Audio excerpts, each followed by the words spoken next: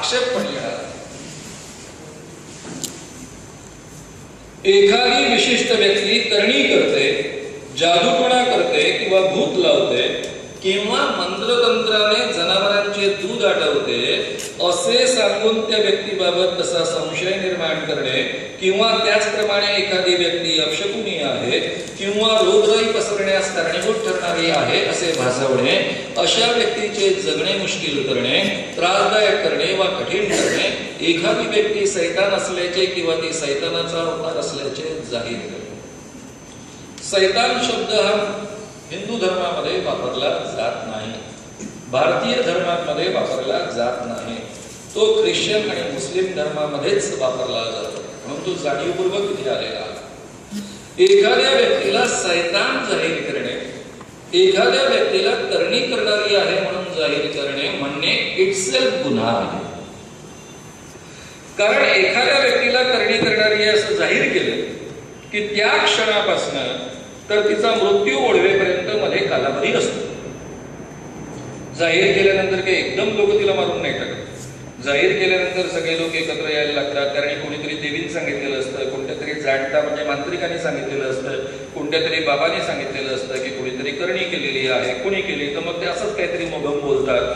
त्या मोगमचा अर्थ लोक काहीतरी काढतात, मग ती म्हणतात तू करणी केली मागे घे, तरी इकडच्या व्यक्तीची काही तब्येत दुरुस्त होत नाही आणि मग सगळा गाव एकत्र येतो. आत्ताच याच महिन्याच्या आधी जेव्हा अधिवेशन मुंबईला चालू होतं 22 जुलैला भंडारा जिल्ह्यातल्या एका माणसाला, त्याचा उल्लेख आपल्या पुस्तकातल्या पूर्वीच्या लेखामध्ये आहे, आधीच्या लेखामध्ये तुम्हाला दिलेल्या पुस्तकात आहे, अख्खं गाव एकत्र आलं आणि गणपती मंदिरामध्ये त्याला मारून टाकलं.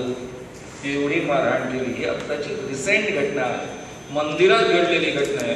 कारण गावातल्या एका सधन कुटुंबातल्या बाईला शारीरिक काहीतरी त्रास व्हायचा आणि तो याने केला, कारण हा मंदिरात जाऊन जी पूजा करतो म्हणजे करणी करतो आणि अख्ख्या गावाने त्याला मारून टाकलं. अशा घटना सतत घडत असतात ज्या कधीच रिपोर्ट होत नाही. आता मित्रांनो, इव्हन जाहीर करणं हा कायद्याने गुन्हा, ॲट्रॉसिटी सारखा हा वापरला जाऊ शकतो. म्हणून इथे कार्यकर्त्यांनी भांडण आहे सासूचं सुनेचं. मला सासू म्हणाली अपशकुनी आहे, घेऊन आली पोलीस स्टेशनमध्ये तक्रार. सासू म्हणते मला अपशकुनी आहे. कायद्याप्रमाणे पोलिसांना दाखल करून घ्यावं लागलं आणि म्हणून दक्षता अधिकारी, तो अदक्षता अधिकारी या घटनेचा नीट तपास करेल. ते खरंच सिरियस आहे की सहज तोंडातनं निघालेलं वाक्य आहे, म्हणजे अपशकुनी खरंच ठरवलंय का, हिला वारंवार असं म्हटलेलं आहे का, तिचं जीवन मुश्किल झालेलं आहे का, या गोष्टींचा तो विचार करेल आणि मग तो गुन्हा दाखल करेल. नाही तो झालं अपशकुनी म्हटलं संपलं. म्हणजे जे आक्षेप ॲट्रॉसिटीवर घेतले जातात तेच आक्षेप 6 नंबरवर घेतले जाऊ शकतात.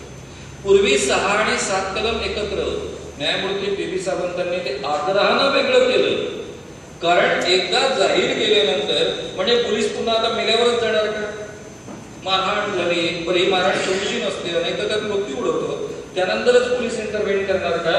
पोलिसांनी आधी इंटरव्हेन केलं पाहिजे, प्रिव्हेंटिव्ह ऍक्शन म्हणून इंटरव्हेन केलं पाहिजे. म्हणून 6वं कलम वेगळं करण्यात आलं. 7वं जारण मारण करणे किंवा चेटुकिलेच्या नावाखाली एखाद्या व्यक्तीला मारहाण करणे, त्याची नग्नावस्थेत भिंड काढणे, तिच्या रोजच्या व्यवहारांवर बंदी घालणे